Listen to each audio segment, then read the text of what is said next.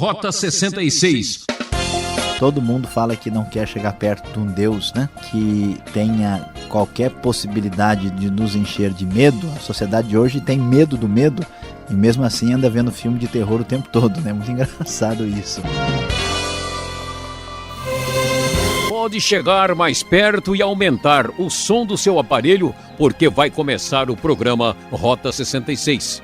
Essa é a nova série de estudos agora no livro poético dos Salmos, que fica bem no meio da Bíblia. Você vai conhecer o capítulo 2 que fala sobre o ungido de Deus. Nosso assunto será o Rei dos Reis.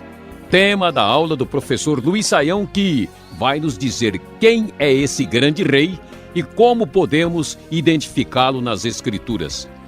Enquanto as nações tentam se organizar elegendo seus líderes, Deus, que é ignorado pelos políticos, já estabeleceu sua ordem apresentando um rei.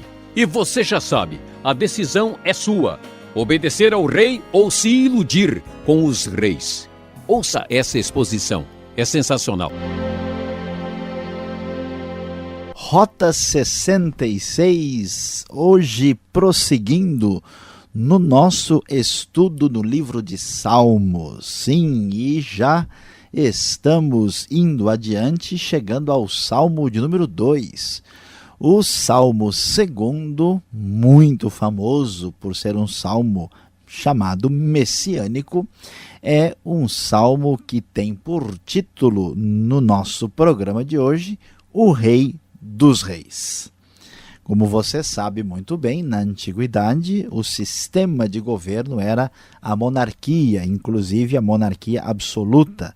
Toda a linguagem bíblica revela esta espécie de ideia por trás dos seus escritos. O conceito de governo é um conceito monárquico. Israel tinha o seu rei, como vimos, estudamos bastante sobre a vida de Davi. Davi era o grande rei de Israel e Deus havia feito uma aliança com Davi lá em 2 Samuel, capítulo 7, uma aliança em que vemos a promessa divina que o sucessor da linhagem davídica haveria de reinar perpetuamente, nunca faltaria descendente de Davi no trono. E diante dessa circunstância, nós vamos ver esse salmo refletindo isso. E que lições extraordinárias e importantes para a história bíblica e para a pessoa de Jesus Cristo mais tarde, nós vamos encontrar aqui. O Salmo começa na sua primeira parte, indo até o versículo 3, dizendo o seguinte, conforme a NVI, Nova Versão Internacional da Bíblia. O texto diz: porque se amotinam as nações e os povos tramam em vão. Os reis da terra tomam posição e os governantes conspiram unidos contra o Senhor e contra o seu ungido e dizem: façamos em pedaços as suas correntes, lancemos de nós as suas algemas. Ou seja, o texto reflete uma rejeição dos pagãos de admitir o governo divino, o governo do Rei dos Reis. Quem é que tem o verdadeiro direito de governar? Quem é que deve estar nessa posição? Deus é o Rei de toda a terra. E a ideia que o texto nos mostra é que Deus tinha escolhido o seu ungido. Quem é o seu ungido? Nesse contexto é o rei de Israel, que mais tarde vai manifestar a mesma ideia de que aquele que vem da linhagem de Davi será o ungido, o Messias, o rei absoluto, que de fato trará governo justo e adequado para toda a humanidade, com perfeita justiça para o mundo. Em vez de aceitar o plano de Deus, em vez de aceitar o reinado de Deus, as nações estão tramando, estão em motim, querendo liberdade, mas uma liberdade perigosa, uma espécie de liberdade que implica em distanciamento e afastamento do governo justo de Deus. E o que acontece diante dessa tentativa absurda, é interessante observar como Deus tem o seu senso de humor. Talvez você nunca tenha lido isso, como vemos aqui no versículo 4. Do seu trono nos céus, o Senhor põe-se a rir e caçoa deles. Quiá, seria a linguagem que veremos aqui. Deus ridiculariza a tentativa de escapar do seu poder, do seu domínio. Em sua ira, os repreende, em seu furor, os aterroriza, dizendo: eu mesmo estabeleci o meu rei em Sião, no meu santo monte. Uma referência à cidade de Jerusalém, onde está o templo, ali no monte do templo, e Sião é o nome poético de Jerusalém, dizendo: olha, aqui está o meu rei davídico, e este reino se perpetuará, prosseguirá, na verdade não para ser um mero reino terreno, porque esse reinado culminará na pessoa de Jesus. Versículo 7, e prossegue adiante, dizendo o seguinte: proclamarei o decreto do Senhor, é a última parte do Salmo. Ele me disse: tu és meu filho, eu hoje te gerei. Pede-me, te darei as nações como herança e os confins da terra como tua propriedade. Que história diferente e estranha é essa? O decreto do Senhor, ele me disse: tu és meu filho. Por que essa linguagem?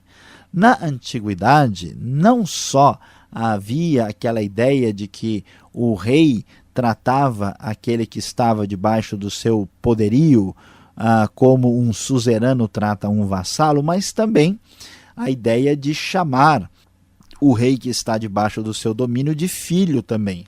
O tratamento entre chamando um de pai e de filho era comum. Então o Senhor, que escolheu o seu rei em Jerusalém, nesse caso Davi, e depois os reis da linhagem davídica, ele chama o rei de Israel: tu és meu filho, hoje te gerei. Essa palavra aqui vai fazer ponte mais tarde, como vamos ver lá em Atos capítulo 4, quando o Novo Testamento acaba revelando o sentido mais pleno desse texto, que esta conexão entre pai e filho se estabelece na pessoa de Jesus, que é o verdadeiro Rei dos Reis e é Filho de Deus. Filho de Deus no sentido de ser da mesma natureza divina, gerado por Deus no sentido de ser igual a Deus. E aí sim, pede-me, eu te darei as nações como herança. Davi era um rei com o seu limite, ele tinha domínio sobre as nações em sua volta, mas a verdade é que esse texto vai adiante prometendo um reino superior que ultrapassa os limites de Davi, e as nações da terra haverão de ser herança do Rei dos Reis, conforme nós sabemos por outros textos das Escrituras. E então, a grande questão aparece aqui no versículo de número 9. Tu as quebrarás com vara de ferro e as despedaçarás como a um vaso de barro. Isso mostra o domínio, o poder absoluto do rei davídico, do rei messiânico, que se revela na pessoa de Cristo, que na sua primeira vinda não agiu assim, mas a vinda segunda, conforme nós estudamos no campo da escatologia, será um domínio com cetro de ferro, ou com vara de ferro, com domínio absoluto sobre o mundo. Algumas traduções dizem quebrarás com vara, outras dizem governarás, por causa de uma palavra semelhante que existe no original. De qualquer maneira, o texto enfatiza o governo e o domínio completo daquele que tem condições de reinar. Nós vivemos em nossos dias uma crise mundial, uma crise em todos os campos de liderança do mundo, porque uma das coisas mais difíceis é, de fato, governar adequadamente. Todos os governos humanos são provisórios, porque somente o Messias, o verdadeiro rei davídico, é o Rei dos Reis. Diante de tal situação, o que é o conselho que surge no texto sagrado? Por isso, ó reis, sejam prudentes, ou seja, se você está percebendo que Deus é o rei de toda a terra e que ele escolheu o seu rei, o rei davídico, o rei dessa sucessão, sejam prudentes, não sejam tolos de tentar escapar do reinado de Deus e rebelando-se contra ele. Não, aceitem a advertência, autoridades da terra, não faz sentido. Quando alguém tenta escapar do domínio do reinado divino, certamente o versículo 4 merece menção mais uma vez: o Senhor põe-se a rir e caçoa deles, porque isso não é possível. E então, versículo 11 e 12, no desfecho desse salmo monumental, extraordinário, um dos salmos que certamente inspira grandes outros músicos como Handel, que escreveu o famoso Rei dos Reis, parte do Messias, que proclama o reinado absoluto, completo do rei davídico, expresso aí plenamente na pessoa de Cristo Jesus, nosso Senhor. Nós vemos a última parte do salmo que vai dizer: adorem o Senhor com temor, exultem com tremor. Muito interessante como é que a gente adora temendo e exulta tremendo. Como é que a alegria combina com o temor? Como é que regozijo ao mesmo tempo está junto com uma espécie de santo tremer de medo? É uma realidade aqui poderosa da psicologia da adoração, que envolve uma grande manifestação de regozijo e felicidade com o santo temor, que são partes integrantes da devida adoração ao Rei dos Reis. E diz, no desfecho desta ideia, vem o versículo 12 que diz: beijem o filho para que ele não se ire. Que história é essa? De repente, com tanta exultação, com adoração, o reinado davídico, e que história é essa de beijar o filho? Que filho é esse? Que beijo é esse? De onde surgiu isso no texto? Antigamente, uma maneira de mostrar a respeito, uma maneira de mostrar uma deferência especial era exatamente beijar. Se beijava, por exemplo, a mão de uma pessoa de posição superior. Em alguns casos, beijava-se até os pés. Então, quando o texto diz beijem o filho, significa prestem a devida homenagem, façam a devida reverência ao rei que representa o Rei dos Reis, que é o Senhor. Vocês devem prestar homenagem ao rei que está no trono davídico, porque ele sim representa o verdadeiro governo que deve estar sobre a terra. Façam isso para que ele não se ire e vocês não sejam destruídos de repente, ou seja, deixem a rebeldia e aceitem o governo do verdadeiro rei, pois num instante acende-se a sua ira. Como são felizes todos os que nele se refugiam. Então, você talvez está preocupado com o destino do mundo. Quem vai governar na próxima eleição? Quem será o grande líder deste país, ou daquele país, ou da sua cidade, do seu estado, da sua nação? A grande verdade é que o nosso Deus continua reinando, e ele escolheu o seu rei, que em breve reinará sobre toda a terra. Sim, esse salmo messiânico aponta para o grande rei davídico, Jesus. Cantemos todos juntos com grande alegria. Sim, ele, somente ele é o Rei dos Reis.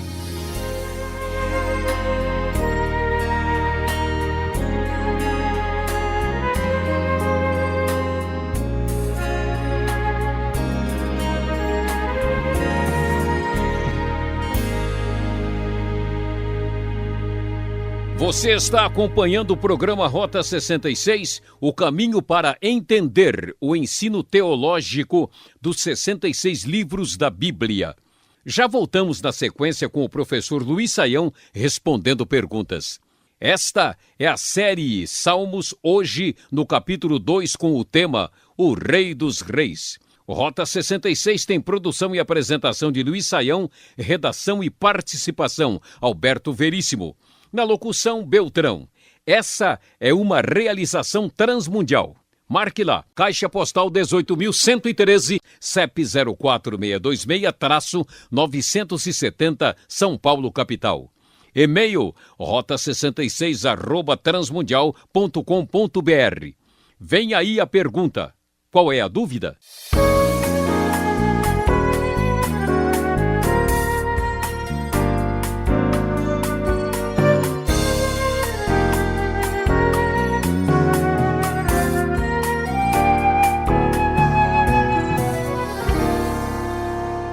Professor Sayão, olha, eu fiquei admirado com o Salmo 2, como é bonito. Agora, na hora das perguntas, a observação é: como eu posso provar que este Salmo fala de Jesus?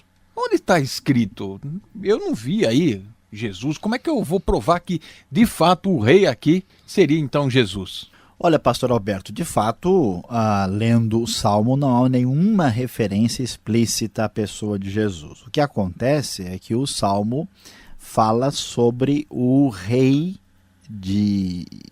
escolhido por Deus, e que esse rei, chamado de filho de Deus aqui, merece toda a veneração, toda a honra, toda a homenagem especial. Então esse rei é a quem todos devem se sujeitar. Essa ideia se desenvolveu no Velho Testamento e trouxe a ideia do rei messiânico. Quando nós chegamos no Novo Testamento, nós vamos encontrar lá em Atos 4 a citação desse texto, revelando que ele faz uma referência à pessoa de Cristo, porque a dinastia de Davi ela foi interrompida na ocasião do cativeiro da Babilônia, quando o povo foi levado prisioneiro, né, assim que eles perderam a terra, o templo e tudo o que o povo tinha em Judá.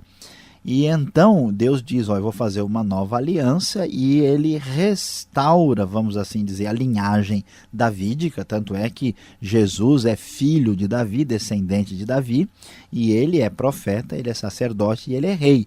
Por isso, Jesus, não diretamente explícito no Salmo, mas o conceito está aqui, e ele só cabe perfeitamente com a pessoa de Jesus, e a partir dessa consideração e do estudo do Novo Testamento é que descobrimos que o Rei dos Reis, de fato, será o próprio Senhor Jesus. Tá certo, agora eu entendi, mas não compreendi. Veja bem, se Jesus é a segunda pessoa da Trindade, o Deus encarnado, aí eu olho o verso 7, hoje te gerei. Como assim? Se Deus vai gerar então esse filho, aí complicou. Então, o grande problema é quando nós queremos entender esse texto sem levar em consideração o contexto que está sendo discutido aqui.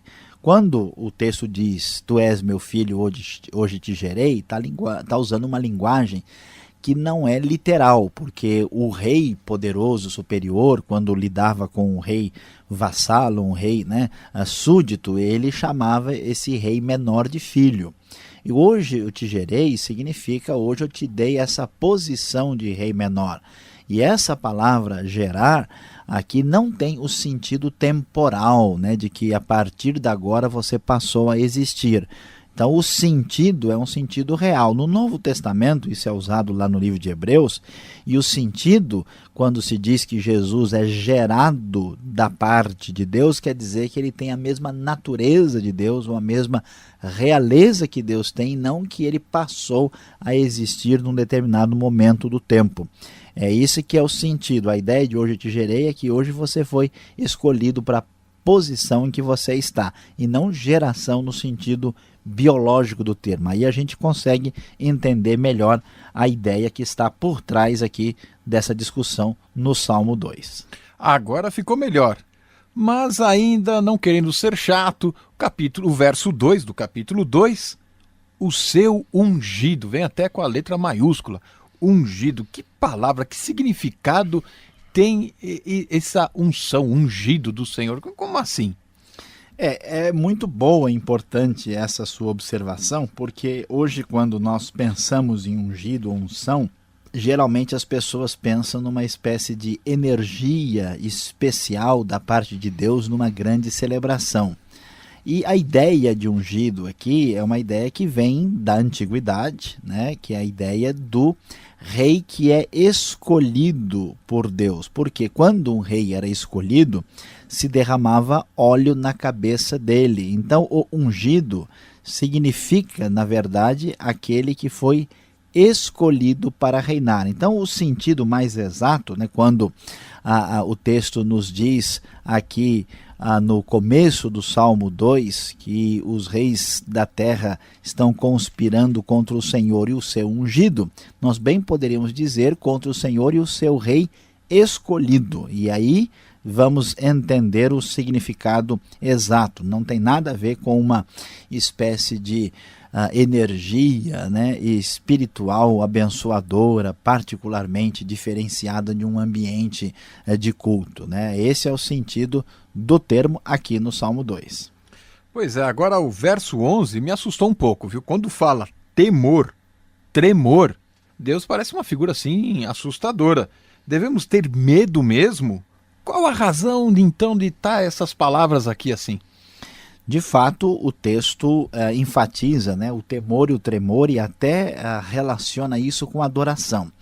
Olha, pastor Alberto, a grande questão é que normalmente nós vemos as pessoas associarem a palavra medo, temor com aspectos negativos.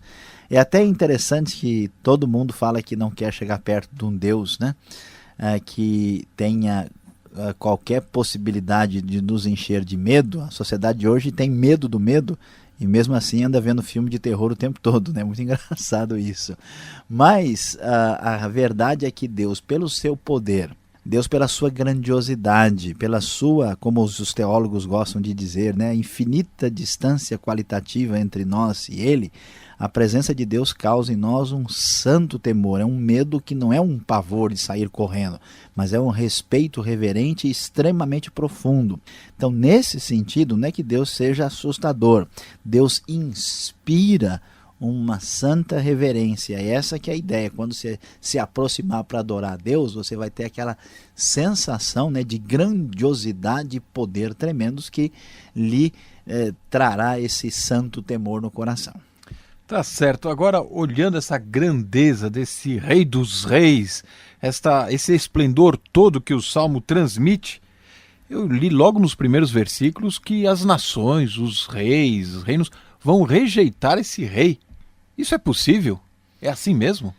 Olha, o contexto da elaboração do Salmo, ele evoca o que acontecia no Antigo Oriente, quando uma nação poderosa tinha um rei coroado. Todo mundo que estava debaixo dessa nação tinha, né, a sua oportunidade de fugir e sair correndo.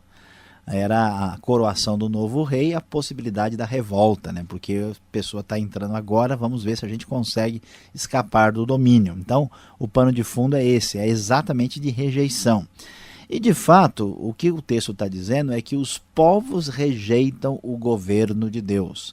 Os povos rejeitam a direção de Deus, mas isso de nada vai adiantar, porque essa rejeição tem a ver com uma tentativa de estabelecer um governo humano, um governo baseado nos princípios do homem sem Deus. Tanto é que o próprio Jesus, quando esteve entre nós, foi muito rejeitado e não foi compreendido nem aceito. O Rei dos Reis foi rejeitado pela maioria daqueles que o conheceram. Portanto, esse elemento é uma realidade. No entanto, que o texto diz que apesar dessa tentativa pecaminosa de, como um jumento, né, selvagem, dando coice para tudo quanto é lado, querendo escapar do domínio divino, isso de nada adiantará, porque o Rei dos Reis para sempre reinará. Obrigado, Sayão. Eu estou cada vez mais convencido que o livro de Salmos é rico em teologia também. E você que está nos acompanhando, fique ligado, o professor Sayão tem uma palavra para você.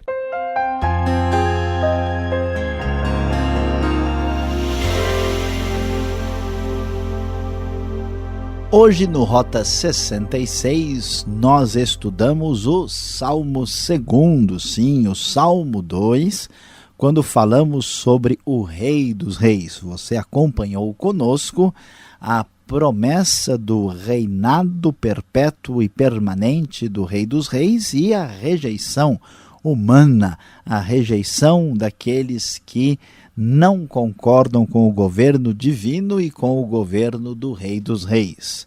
E que lição nós temos aqui para a nossa vida do cotidiano? Com certeza você já viu várias vezes, talvez um animal bravo, um cavalo nervoso ou uma espécie de animal que não aceita, que é indomável. Infelizmente, muitas pessoas são semelhantes a este comportamento na hora de conduzir a sua vida. Eles são rebeldes, eles pulam para o lado, pulam para o outro e acabam prejudicando a sua própria vida. Você aí que me ouve, preste atenção, você não é o centro do mundo, você deve entender que Deus é o Senhor, que Ele é o Rei, Ele te deu hoje o dia de vida e de bênção. Portanto, aprenda a grande lição, não seja rebelde, aceite o grande Rei com toda submissão. E termina aqui o programa Rota 66 de hoje. Eu, Beltrão, agradeço a sua audiência e os trabalhos técnicos de Paulo Batista. Você é meu convidado para o nosso próximo encontro nessa sintonia e horário. E visite o site transmundial.com.br e fique na paz do Senhor.